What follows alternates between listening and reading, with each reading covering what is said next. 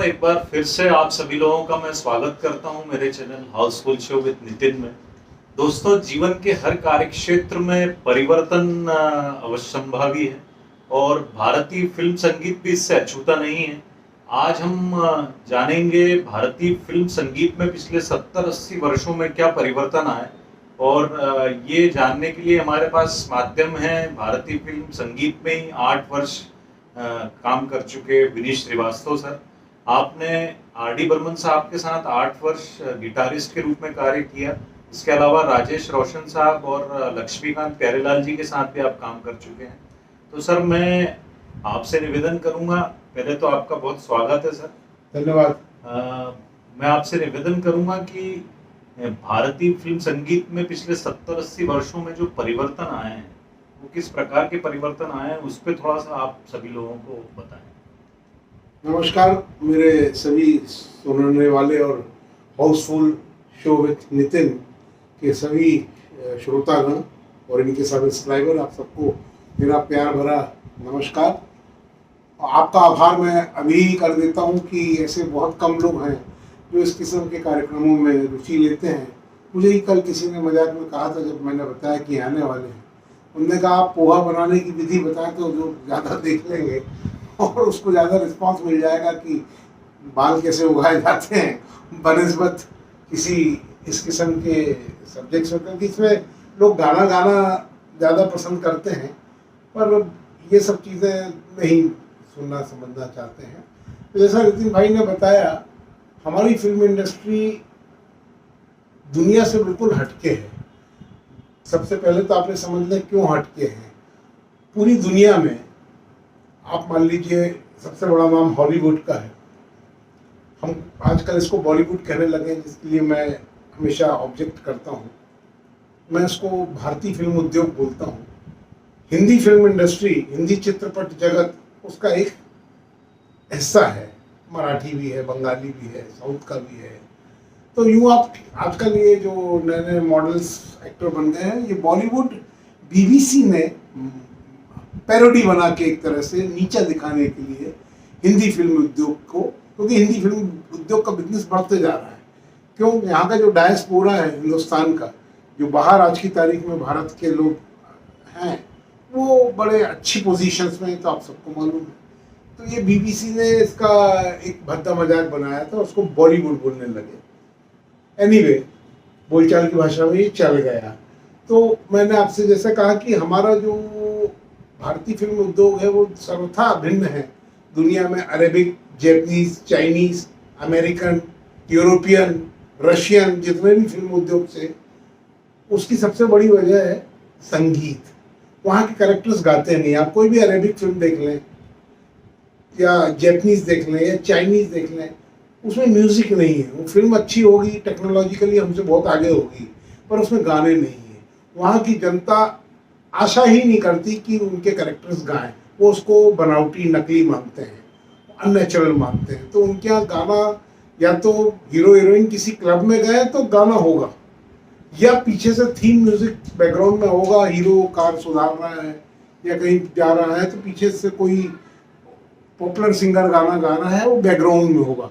Lip sync जिसको बोलते हैं, वहाँ लिपसिंग नहीं करते हैं। चूंकि वहाँ लिपसिंग नहीं करते हैं तो वहाँ के प्लेबैक सिंगर किसी के भावों को रिप्रेजेंट नहीं करते। उनको पीड़ा, एगोनी, रोमांस, कामुकता, उत्तेजकता, त्याग, समर्पण इत्यादि इत्यादि कई जो भाव हैं, जो रस हैं, वो नहीं डालना होता है। कि आप रो दो सुन के किशोर कुमार या मुकेश जी को या रफ़ी साहब को सुन के आपको कैसे रोमांस जग जाता है, या आपको कोई गाना सुन के क्यों गमज़दा हो जाते हैं आप। तो उनको ऐसा नहीं, ज़रूरत ही नहीं, क्योंकि उनके वो एक्टर्स लिपसिंग नहीं कर रहे हैं। तो वो तो एक रेडीमेड गाना है, वो फिट हो जाता है। हमारे यहाँ टेलर मेड गाने भी बनते हैं, ज़्यादातर टेलर मेड, वो स्टोरी के पार्ट में भी रहते हैं। मैं आऊँगा उस पर डिटेल में। तो मैंने ये बताया कि एक तो ये सबसे बड़ा अंतर है हमारे फिल्म उद्योग और दूसरे दुनिया में जितने भी फिल्म उद्योग हैं उनमें। तो इसीलिए हमारा म्यूज़िक उन सबसे ज़्यादा वैरायटी लिए हुए है। जैसे आप समझेंगे कि अरेबिक म्यूज़िक आप सुनेंगे तो उनका एक स्केल है, वो स्केल है पेंटोटोनिक स्केल कहलाता है, वो उसी में चलते हैं। ऐसी चाइनीज़ म्यूज़िक आप सुनेंगे तो वो भी एक पर्टिकुलर एक फॉर्मेट पे हो, टिंग टिंग टिंग टिंग टिंग टिंग टंग टिंग टिंग टिंग टिंग टिंग टंग टिंग टिंग टिंग टिंग टिंग टंग टिंग टिंग टंग टंग टंग, इस टाइप से चलता है। जेपनीज आप सुन के बता देंगे जेपनीज है, पर हिंदुस्तानी म्यूजिक को सुन के आप नहीं बता देंगे भारतीय फिल्म उद्योग कि ये हिंदुस्तानी है। मतलब फिल्मी संगीत की बात कर रहा हूँ, शास्त्रीय संगीत की नहीं कह रहा हूँ मैं। फिल्म संगीत को आप सुनेंगे, और यदि आपने आर डी बर्मन साहब की कोई या कोई जान पहचान लो, जीना आसान हो, शंकर जय किशनकर सुन लेंगे तो उसमें ब्रास भी है, बास गिटार भी है, लीड गिटार भी, आपको लगेगा यार ये अमेरिकन तो नहीं है। या हमारे ऐसे बहुत सारी चीज़ें हैं, आपको लगेगा कि ये पर्दे में रहने दो का जो इंटरव्यू है तो आपको लगेगा तो अरेबिक है यार। तो अरेबिक बीन्स बज रही हैं, या दिल जलों का दिल जला के क्या मिलेगा दिल रूबा, आप सुन लेंगे तो उसमें जो बजी हैं अरेबियन इंस्ट्रूमेंट बजे हैं तो बुजुर्ग वगैरह, तो आपको लगेगा कि यार ये तो कहीं हम मिडिल ईस्ट में बैठे हैं। ऐसी आप कहीं सायोनारा का आप सुनेंगे तो जो जाइलोफोन बजा है तो आपको लगेगा यार ये तो जैपनीज है। तो हमारे यहाँ, मेरा मतलब है कहने का कि हमारे यहाँ बड़े उच्च क्वालिटी का कॉकटेल है, एक ही ब्रांड एक ही फ्लेवर नहीं है, हमारे यहाँ मल्टी फ्लेवर है। तो हमारे यहाँ सबसे पहले जो भारतीय फिल्म उद्योग में पहले तो मूक फिल्में बनती थी, पर जब से म्यूजिक शुरू हुआ तो शुरू में हमारे यहाँ मोनोफोनिक म्यूजिक था। बहुत सारे लोगों को ये जानना चाहिए कि मोनोफोनिक क्या होता है। मोनो यानी सिंगल, ये तो आप लोग भी जानते हैं, मोनो यानी सिंगल, होमो यानी डबल, और पॉली यानी कई। तो मोनोफोनिक में हमारे यहाँ जो भारतीय साज हैं वो सब एकल स्वर लिए हुए हैं, उसमें 3 स्वर एक साथ नहीं बजते, क्योंकि हमारे शास्त्रीय संगीत या भारतीय संगीत में ये कंसेप्ट ही नहीं है। हमारे यहाँ एकल प्रस्तुति, सितार है तो अकेला सितार बज रहा है, वो एक एक स्वर बजाएगा, और मोनोटोनी उसमें एक ही टोन आएगी, उसमें 3 तरह के पिच नहीं आएंगे जो गिटार में आते हैं, अकॉर्डियन में आते हैं जैसे। तो सरोद है, सितार है, बांसुरी है, और वीणा है, और जितने भी भारतीय तार वाद्य जिसको तंतु वाद्य बोलते हैं। अभी हम ताल वाद्यों की बात नहीं कर रहे हैं, ताल वाद्यों में तो स्वर कंपनी के लायक ही ट्यून होता है, वो उसमें पूरी मेलोडी तो नहीं बजा सकते आप, मेलोडी यानी धुन, पर सितार में आप धुन बजा सकते हैं। तो ये मोनोफोनिक युग था हमारे यहाँ, समझ लीजिए आप 40 ऑनवर्ड्स और 50 के आसपास तक, 50 के पहले तक, भारत की आज़ादी के पहले। तो उनके आप गाने सुनेंगे तो वो गाने में सिर्फ एक गायक या गायिका गा रही है, एक तबला या ढोलक उसको एकम्पनीमेंट कर रहा है, और जो उनके गाने के बाद के जो म्यूजिकल पीसेस हैं वो मोनोफोनी इंस्ट्रूमेंट से, शहनाई से, क्लैरनेट से, बांसुरी से, सितार से, सरोद से वो बजते हैं। तो वो मोनोफोनी था, उसके पीछे कोई ऑर्केस्ट्रा का एकम्पनीमेंट नहीं होता था। तो ये मोनोफोनिक युग जैसे ही खत्म हुआ और फिर पॉपुलर युग आया होमोफोनिक, इसको लाने में सबसे बड़ा योगदान रहा अन्ना साहब श्री रामचंद्र जी का। वो नियमित रूप से ताज होटल जाते थे। अब ताज होटल में वेस्टर्न म्यूजिशियंस के बड़े अच्छे अच्छे म्यूजिशियंस ऐसे ताज और बड़े बड़े होटलों में आए थे। इसमें से काफ़ी तो गोवा के थे, क्योंकि गोवा एक पोर्तुगीज कॉलोनी थी, और काफ़ी कलकत्ता से आए थे, क्योंकि Calcutta was a British colony. Britishers सबसे पहले ईस्ट इंडिया कंपनी ने जो डेरा जमाया था वो कलकत्ता में था। तो उन लोगों ने पाश्चात्य संगीत में वहाँ के लोगों को ट्रेंड किया। तो ये दोनों तरह के म्यूजिशियंस कलकत्ता से और गोवा से जो बॉम्बे में आए रोजगार की तलाश में, क्योंकि पार्टीशन हो चुका था, पार्टीशन के बाद कलकत्ता फिल्म इंडस्ट्री ख़त्म सी हो गई थी, क्योंकि जैसे ही ईस्ट पाकिस्तान बना तो उनका बाजार बहुत बड़ा चला गया। वेस्ट बंगाल जो बचा, ईस्ट बंगाल और वेस्ट बंगाल में, वो इतना बड़ा नहीं था कि इतने लोगों को काम दे सके। तो काफ़ी गुणी संगीतकार जैसे मनोरीदा, बासु चक्रवर्ती, सलील चौधरी जी के द्वारा यहाँ आ गए, बहुत सारे लोग आ गए। ये 2 नाम तो मैंने आपको प्रोमिनेंट बताए क्योंकि लोग बाग उनके नामों से वाकिफ हैं। तो ये जैसे ये श्री रामचंद्र जी ने नोट किया कि यार ये वेस्टर्न इंस्ट्रूमेंट्स को क्यों नहीं हम यूज़ करें अपनी फिल्म इंडस्ट्री में, और इसमें कुछ रोचकता लाएं और इसमें कुछ विविधता लाएं, वैरायटी लाएं। तो उन्होंने इनको आमंत्रित किया अपने स्टूडियो में कि आप यहाँ भी आके बजाइए, आपकी डबल इनकम हो जाएगी। होटल में तो आप बजा ही रहे हैं, दिन में हमारा काम कर लीजिए, रात को होटल में बजाइए, तो 2 काम हो जाएंगे। तो ये प्रस्ताव जमा, तो ये आपने जो भी नाम सुने, एंथनी गोंजाल्वेज या चिक चॉकलेट, यानी वो एंटोनियो वॉस साहब, उनका नाम था चिक चॉकलेट, कावस लॉर्ड, ये सब लोग सब वहीं उसी बैकग्राउंड से आए हैं। जितने भी नाम हैं, जितने आप नाम सुनते हैं, फ्रांसिस गोंजाल्वेज, सेबेस्टियन डिसूजा साहब, जैसे जैसे नाम सुनते हैं, ये सब इनका बैकग्राउंड होटल से ही रिलेटेड थे, क्योंकि उस जमाने में इंटरटेनमेंट के लिए आदमी जो श्रेष्ठ वर्ग था, एलिट क्लास था, वो होटल से ही जाता था। बड़े लोग होटल्स में जाते थे, वहाँ बैठते थे और म्यूजिक सुनते थे, और ऐसे कोई कंसर्ट्स तो होते नहीं थे उस जमाने में। वेस्टर्न म्यूजिक की बात बता रहा हूँ। तो ये जैसी स्टूडियो में आए तो फिर गाने हमारे मोनोफोनिक से होमोफोनिक हुए, जिसमें सिंगर गाता है और पीछे आप उसके वायलिन सुनते हैं, गिटार सुनते हैं, गिटार के कॉर्ड्स चलते हैं। अब गिटार अपने आप में ऐसा इंस्ट्रूमेंट है जिसमें मेलोडी भी है, धुन भी है, रिदम भी है, और उसमें हारमोनी भी है। हारमोनी यानी संगम ऑफ 3 डिफरेंट पिच।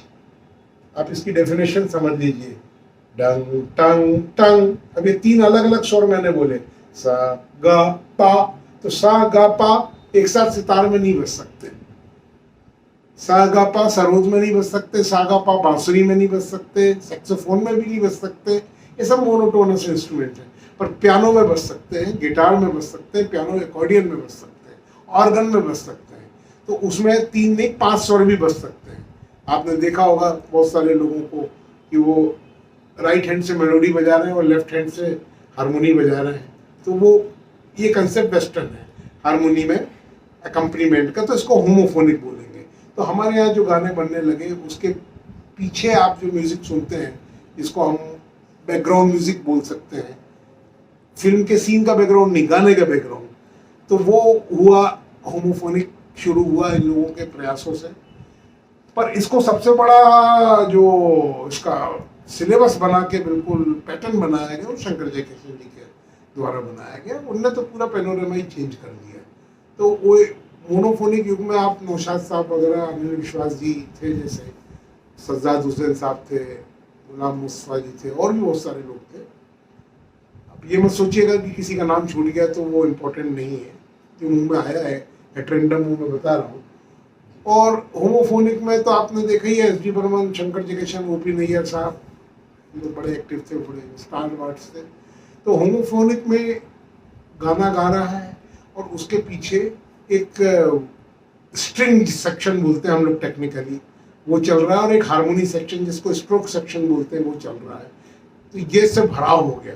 आप यूँ समझे कि पहले आप सिर्फ दाल रोटी खा रहे थे मोनोफोनिक में, पर जब भराव हुआ तो उसमें अचार भी आ गया, पापड़ भी आ गया, 2 तरह की, एक पनीर की सब्जी भी आ गई, सब चीज़ें आ गई, तो थाली भर गई आपकी। अब इसमें ये होने लगा कि ये जो भराव हुआ ये वेस्टर्न इंस्ट्रूमेंट का ही हुआ सारा। तो ये वेस्टर्न इंस्ट्रूमेंट में एक क्वालिटी, एक इनका बड़ा अच्छा पॉइंट है वेस्टर्न म्यूजिक का, कि ये एक शीट म्यूजिक के मार्फत बजाते हैं। शीट म्यूजिक में आपने देखा होगा स्टैंड में एक शीट रहती है कागज़ की, पेपर पे, उसको स्कोर शीट बोलते हैं, इसलिए उसका नाम शीट म्यूजिक हो गया। उसमें टेम्पो यानी गाने की लय, गाने के स्वर, गाने की ताल, गाने के पिच सब लिखे रहते हैं। इसमें यह भी लिखा रहता है कि ये स्वर, मतलब शॉर्ट हैंड समझ लीजिए आप, जैसे आपने स्टेनो बहुत लोगों ने देखा होगा वो कैसे लिख लेता, तो ये इसमें भी ये शॉर्ट हैंड हो गया एक तरह से बोलचाल की भाषा में शीट म्यूजिक। तो उसमें ये लिखा रहता है कि ये स्वर डॉ, ये टॉ, ये टा, ये 3 स्वर बज रहे हैं। तो उसको म्यूजिशियन को बताना नहीं पड़ेगा कि तुमको टा बजाना और तुमको डो बजाना है, तो वो उसमें मार्क है। फिर उसमें टेम्पो भी मार्क है, ऐसा नहीं कि ये कहीं जा रहे हैं मैं कहीं जा रहा हूँ। तो हिंदुस्तानी म्यूजिक में ऑर्केस्ट्रा का कोई कंसेप्ट नहीं है, वेस्टर्न म्यूजिक में ऑर्केस्ट्रा का कंसेप्ट है। तो ऑर्केस्ट्रा एक साथ बजाएगा, एक टेम्पो पे बजाएगा, एक लय में बजाएगा, एक ताल में बजाएगा और एक स्वर पे बजाएगा, तो ही उसका वो भराव आएगा। तो ये होमोफोनिक युग में ये शुरुआत हो गई, इसलिए आपको लगने लगा, बड़ा अच्छा लगने लगा कि ये लता जी गा रही है, रफ़ी जी गा रही है, पीछे कुछ वायलिन की स्वर लहरियाँ, जिसको हम लोग रन बोलते हैं, ये सुनाई देता है। जैसे तेरा जाना नन्ने नन्ना रे ने नन्ना रा री रा, अब ये काउंटर डरा डाना विंटर डा डिडी डडंग डरा डडंग डरा डडंग, ये वायलिन ग्रुप चल रहा है। फिर एक आप हल्का सा वायलिन का पीस सुनेंगे, जब जब चंदा आएगा। तो ये पॉलीफोनिक, ये होमोफोनिक शुरू हुआ जो यूं। तो होमोफोनिक में लोगों को बड़ी वैरायटी आ गई, बड़ा मजा आने लगा। अब होमोफोनिक के बाद ये आप समझिए ये पीरियड एक्टिव था 50 से 60 का या 65 तक का, समझ लीजिए होमोफोनिक। इनके गानों में भी बड़ी मधुरता थी, मेलोडियस सॉन्ग थे, और पीछे इसमें वेस्टर्न म्यूजिशियन का एंसेम्बल यानी ऑर्केस्ट्रा का जमा बड़ा एंसेम्बल यानी ये होता था। तो इनको कंट्रोल करने के लिए अरेंजर्स को आना पड़ा, क्योंकि ये कोई भी म्यूजिक डायरेक्टर वेस्टर्न नोटेशंस हमारे यहाँ नहीं लिख पाता था, है, और अभी फिलहाल तो रहेगा नहीं, बोल सकता मैं, मुझे नहीं मालूम आगे क्या होने वाला है, सिवाय 3 लोगों के। उसमें से एक सलील चौधरी साहब, एक प्यारेलाल जी और एक उत्तम सिंह जी। ये तीनों वेस्टर्न नोटेशंस लिख लेते हैं, इसलिए अरेंज भी कर लेते हैं अपना खुद का कार्यक्रम। इनको किसी बाहर out of department, out of production नहीं जाना पड़ता, खुद ही सब कर लेते हैं ये। तो ये जो अरेंजमेंट होता है, अरेंजर्स को जब म्यूजिक डायरेक्टर कोई धुन बनाता है, ये भी अपन इसमें ले लें नितिन जी आपके आगे हो तो इस बात को, You are the boss. हाँ नहीं, मैं आप जब चर्चा ही चल रही है अपने सुधी श्रोतागणों के लिए, कि जब कोई म्यूजिक डायरेक्टर गाना कंसेप्ट में लेता है तो वो उस गाने को बनाता है, तो वो तो कंपोजर हो गया जिसने कंपोज किया है। असिस्टेंट लोग जो उसके रहते हैं वो धुन के फिनिशिंग, धुन का वजन, बैलेंस और कुछ ना कुछ उसके फिनिशिंग, कटिंग, कहाँ से धुन को उतारना है, कहाँ चढ़ाना है, सब करके रेडी करते हैं। उसके बाद वो अरेंजर को बुलाते हैं। तो ये अरेंजर जितने थे ये सब मूलतः वॉयलिनिस्ट होते हैं। एक आधा पाँच छोड़ दें आप, मनोरी दा को जो कि ऑल्टो बजाते थे या ब्रास प्लेयर थे, तो ज़्यादातर वॉयलिनिस्ट थे कि उनको पूरा खुद उस गाने को सुन के अपनी कल्पना लोक में ले जाके, ये गाना इंडोर है, आउटडोर है, रोमांटिक है, सैड है, कामुक है, उत्तेजक है, इसमें एगोनी है, पीड़ा है, त्याग है। तो वो खुद कल्पना करते थे कि यदि ये आउटडोर है तो इसमें हम शुरू कैसे करेंगे गाना। म्यूजिक डायरेक्टर के अप्रूवल से ही सब होता था। और वो फिर इसके जब ये तय हो जाता था तो वो लिखते थे कि ये यहाँ वायलिन का ये पीस आएगा, यहाँ गिटार का ये पीस आएगा, यहाँ एकॉर्डियन का ये पीस आएगा, यहाँ संतूर का ये पीस आएगा, यहाँ फलाना आएगा, ये इंस्ट्रूमेंट, यहाँ फ्लूट आएगी, यहाँ ऐसा होगा। और ये पूरा एक इंटीरियर डेकोरेट करते हैं गाने को। आर्किटेक्ट ने फ्री हैंड दे रखा है इंटीरियर डेकोरेटर को कि यार तुम बताओ यार कौन से कलर का पर्दा अच्छा लगेगा, लाल, पीला, नीला। उन्हें साहब रूम यदि ब्लू है तो अपन इसको डार्क ब्लू कर लेते हैं, और इसकी एपोस्ट्री कैसी लगेगी, सोफे का कवर कैसा लगेगा, पेंटिंग, ये सब interior decoration of the song is called arrangement. तो वो पूरा करने के बाद वो लिखते हैं। फिर उसके बाद उस जमाने में, आजकल तो स्टूडियो रिकॉर्डिंग होती नहीं है, पर हमारे उस समय फिर उसमें एक स्कोर राइटर होता है, उसका काम है सब लोगों को, हर म्यूजिशियंस को लिख लिख के देना कि ये भाई तुम्हारा पीस है, तुम्हारा पीस है, और तुम इस 10 लोग बजा रहे हो तो एक जैसा बजाओगे तो 10 लोगों का ये पीस है। बाकी ये 10 लोग वायलिन बजा रहे हैं या वियोला थोड़ा उससे मोटा पिच का, और फिर उससे और मोटा पिच का सेलो होता है जो सबसे 6 फीट का बड़ा, आपने देखा होगा सेलो। फिर सेलो से ऊपर वियोला, वियोला से ऊपर वायलिन, तो सबका लिख के देना। ऐसी ब्रास सेक्शन जो है जिसमें ट्रम्बोन है, ट्रम्पेट है, ट्रम्बोन है और इफोनियम है, इस किस्म की चीज़ें होती हैं ब्रास में, उसको लिख के देना कि यहाँ तुमको बजाना है। तो ये सब होता है। रिदम अरेंजर भी होता है, वो अपने रिदम सेक्शन को डील करता है कि किसको कहाँ कैसे बजाना है, परकशन कैसे बजेंगे। तो ये सब अरेंजमेंट्स क्योंकि राइटिंग में आ गए तो मिस्टेक नहीं होती थी। यदि राइटिंग में नहीं है तो मिस्टेक में ये होगा कि आप 4 सितार वालों को बैठा के यदि बजाएंगे, एक तो सब एक जैसे ही बजाएंगे 4 सितार वाले, तो वो टकरा जाएंगे उनके स्वर, उनमें पिच अलग अलग नहीं कर सकते आप, और आगे पीछे 1 सेकंड का फर्क हो जाएगा। इनने जो टिंग किया तो मेरा टिंग और इनके टिंग में हो सकता है जरा सा फर्क हो जाएगा बार बराबर, क्योंकि ये पढ़ के नहीं बजा रहे हैं, पर जब पढ़ के बजाते हैं तो एक साथ होता है वो काम। तो ये वेस्टर्न म्यूजिक के कारण ये अरेंजर्स आए। ये अरेंजर्स ने होमोफोनिक युग को बिल्कुल हमारे यहाँ सेट कर दिया। अब ये होमोफोनिक तो वेस्टर्न कंसेप्ट था, तो वही मैं कह रहा हूँ कि अरेबिक, चाइनीज और यहाँ ऐसा नहीं कंसेप्ट आया, वो अपने ही म्यूजिक से चिपके रहे, अपने कल्चर से। पर हमने चूंकि हर तरह की संस्कृति हमारे में आई, जो कि एक राजनीतिक विषय भी है और हमेशा लोग बोला भी करते हैं, और हमने सबको आत्मसात किया, तो सबसे बड़े सेकुलर तो हम ही लोग हुए, क्योंकि हमने किसी कहीं कट्टरता नहीं दिखाई कि नहीं हम we are limited to only one thing. तो हमारे यहाँ तो हमने उसको लिया, अपने गानों को हमने, भले वो लाख क्लासिकल गाने हैं, लग जा गले से पहाड़ी राग पे, पर ऑर्केस्ट्रा वेस्टर्न है उसका। कोई भी आप सुनेंगे, मेरे नैना सावन भादो शिवरंजनी है, पर पीछे ऑर्केस्ट्रा तो पूरा वेस्टर्न चल रहा है। तो वो तो क्या हुआ, फ्यूजन हुआ ना, संगम हुआ। और वो ये संगम से हमारा इंटरनेशनल हो गया म्यूजिक में। तो ये कहता हूँ कि जो हिंदी फिल्म इंडस्ट्री का म्यूजिक है, या साउथ का म्यूजिक है, या भारतीय फिल्म संगीत है, वो अंतरराष्ट्रीय म्यूजिक है। अमेरिका के म्यूजिक आप नहीं सुनते, आप बोर हो जाओगे, उनका म्यूजिक ही नहीं है फिल्मों में। एक आध में फिल्म में कोई पॉप्स गाती है, जेम्स बॉन्ड की फिल्म में या किसी में, या आपने वो गुड बैड अगली में एक विसल सुनी है, और या किसी जेम्स बॉन्ड में कोई थीम सुनी है, तो वो तो ना बस, बाकी वो गाना फिल्म की कोई स्टोरी में लिंक्ड नहीं है। बहुत कम होता है कि कोई लिंक्ड हुआ, वो भी कि मेन कैरेक्टर क्लब में गए तो वहाँ कोई डांस वांस चल रहा है। तो हमारा म्यूजिक इंटरनेशनल हो गया होमोफोनिक होते ही साथ। मोनोफोनिक था जब तक वो हिंदुस्तानी था, क्योंकि मोनोफोनिक जब तक था तो हम लोकगीत ले रहे थे, या शास्त्रीय रागों से पीलू, भैरवी, जय जयवंती इनसे ले रहे थे। पर जहाँ हमने उसमें होमोफोनिक का तड़का डाला तो हमारा ऑर्केस्ट्रा एंसेम्बल बड़ा हो गया। फिर हमको रिकॉर्डिंग के लिए बड़े बड़े स्टूडियो लगने लगे। वो मोनोफोनिक युग में तो आप कहीं भी बैठ जाओ, वो जो शूटिंग स्टूडियो रहते थे उसी के कोने में एक टीन शेड में बैठा देते थे, पेटी तबला लेके, और सैगल साहब गा रहे हैं। वो मोनोफोनिक युग था। पर जैसे ही आपने ये होमोफोनिक उसको किया तो फिर तो आपको 100 लोग लगने लगे। फिर इसके बाद जब 70 के दशक में आर.डी. बर्मन साहब और एल.पी. साहब, खासकर आर.डी. बर्मन साहब की बात करूंगा, जिनको पंचमदा बोलते हैं प्यार से, ये पॉलीफोनिक हो गया। इस पॉलीफोनिक में होमोफोनिक से ज्यादा इनने साउंड्स, इलेक्ट्रॉनिक साउंड डालने लगे। हालांकि वो आटे में नमक के बराबर था, जो अब नमक में आटा हो गया फिलहाल आज की तारीख में। और उस जमाने में पॉलीफोनिक में इनने कोई सिंथेसाइज्ड साउंड डाला, सिंथेसाइज मशीन से साउंड डाला, और उससे विभिन्न तरह के वाव वाव वाव चिया चिया इस किस्म की साउंड्स पैदा करी, जो कि म्यूजिकल इंस्ट्रूमेंट्स के साउंड नहीं थे।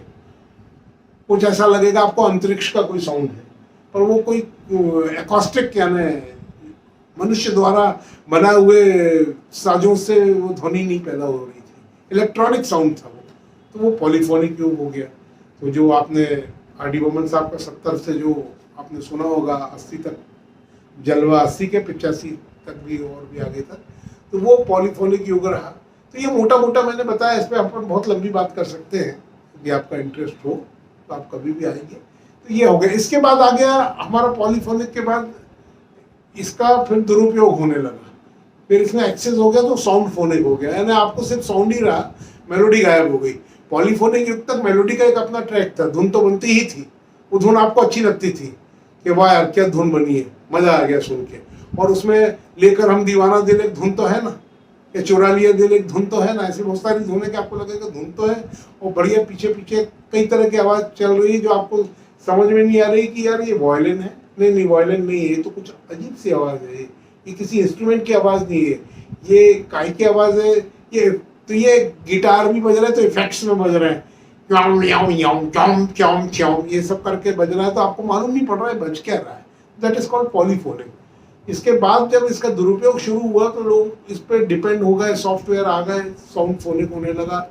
वो सॉफ्टवेयर में ये भी आ गया कि इतने म्यूजिक का इनपुट डालना, उसको पूछता आपसे कि कितने वायलिन, तो आपने उसमें लिखा 80, तो 80 का आउटपुट आ जाएगा। कितना सेक्सोफोन चाहिए, 4 का, तो 4 की आवाज सुनाई देगी। तो सब मैकेनिकल काम हो गया, इसीलिए मेलोडी खत्म होती जा रही, लोगों का दिमाग उसी में रहता है। और भी बहुत सारे कारण है मेलोडी खत्म होने के।